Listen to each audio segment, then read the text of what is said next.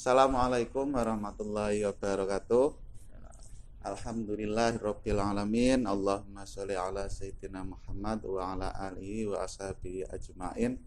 Yang sangat kami hormati Bapak Dr. Jamal Makmur yang masih selalu setia menemani kita dalam kuliah fikih wakaf yang diselenggarakan oleh Prodi Zakat dan Wakaf IPMAFA. Untuk kesempatan sore hari ini, Bapak Dr. Jamal Makmur akan menyampaikan materi yaitu pendayagunaan zakat. Nah, untuk lebih jelasnya, monggo Bapak Dr. Jamal untuk menyampaikan materi tentang pendayagunaan zakat. Assalamualaikum warahmatullahi wabarakatuh. Waalaikumsalam. Para pecinta program studi manajemen zakat wakaf IPMAFA yang berbahagia, program studi yang luar biasa karena berkomitmen melahirkan praktisi profesional yang punya masa depan dunia dan akhirat sekaligus. Ini program studi yang luar biasa. Oleh karena itu, para muhibbin, para pecinta program studi zakat wakaf IPMAFA, jangan lupa selalu melihat website informasi di FB Prodi Zawa IPMAFA, akan melihat bagaimana program-program luar biasa dari program studi ini. Nah, pada kesempatan ini ada tema yang menarik tentang pendayagunaan wakaf. Wakaf, ya. Zakat. Pendayagunaan wakaf. Sebagaimana yang saya sampaikan pada pertemuan sebelumnya, potensi wakaf tanah kita ini besar sekali, 370 triliun. Sedangkan potensi wakaf uang kita ini ada 7,2 triliun per tahun. Dengan asumsi, dengan simulasi 20 juta orang umat Islam mau mewakafkan sehari Rp1.000 atau 30.000 per bulan. Ini sudah 7,2 triliun. Ini adalah potensi wakaf yang luar biasa. Oleh karena itu kita harus mengubah mindset kita bahwa wakaf ini harus menjadi kunci atau menjadi lokomotif kemajuan umat Islam. 370 triliun dalam bentuk tanah-tanah wakaf yang sudah diwakafkan untuk masjid, madrasah, pesantren, musola, TPQ, majelis taklim dan lain-lain. Kemudian yang baru bergeliat karena kemarin diresmikan oleh Bapak Presiden tentang wakaf uang 7,2 triliun. Ini kita harus mengubah mindset kita supaya potensi yang besar ini tidak berjalan secara stagnan. Artinya kita menginginkan intifaul wakfi atau optimalisasi pemanfaatan wakaf ini mencakup semua bidang.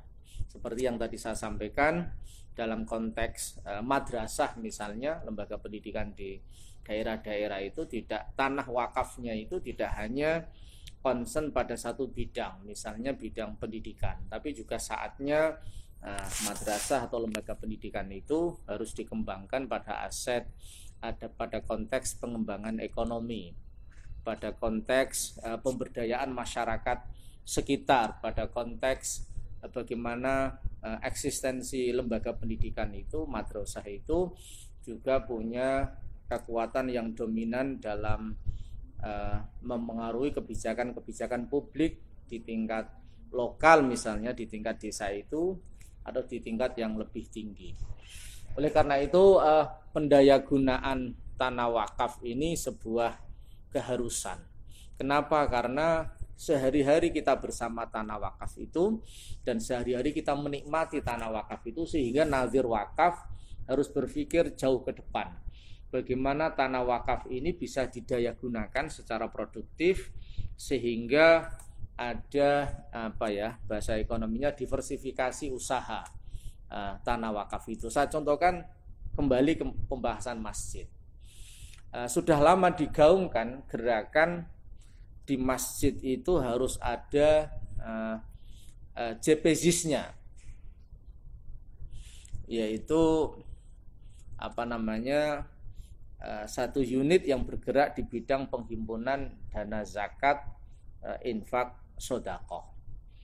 Kalau masjid mendirikan ini bisa dicantolkan kepada Basnas, seperti di masjid saya di kampung itu sudah punya struktur lembaga zakat dengan legal dari Basnas.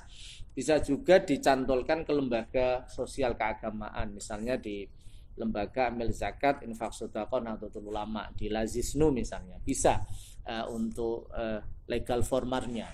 Nah, ketika sudah berdiri lembaga ini, maka tentu di masjid itu jamaahnya tentu beragam. Ada jamaah itu terdiri dari orang-orang kaya, para pengusaha, terdiri dari birokrat desa, kepala desa, sekretaris desa, dan aparat-aparat yang lain. Nah, ini tentu itu adalah potensi ekonomi yang besar. Artinya ketika ada lembaga zakat itu, maka pasti akan berpikir soal program. Karena menghimpun dana zakat tanpa program itu akan ditertawakan oleh donatur ya, oleh agnia, oleh orang-orang yang akan kita mintai donasinya. Oleh karena itu pasti masjid akan punya program sosial lah paling tidak, misalkan santunan anak yatim, santunan fakir miskin, atau santunan janda tua, bukan janda muda ya, janda tua ini. Jadi program itu yang nanti akan disodorkan kepada donatur gitu, dan ini akan ada diversifikasi program. Artinya masjid tidak hanya bergerak di bidang sholat jamaah, pengajian yang sudah konvensional, tapi akan bergerak di wilayah yang lain.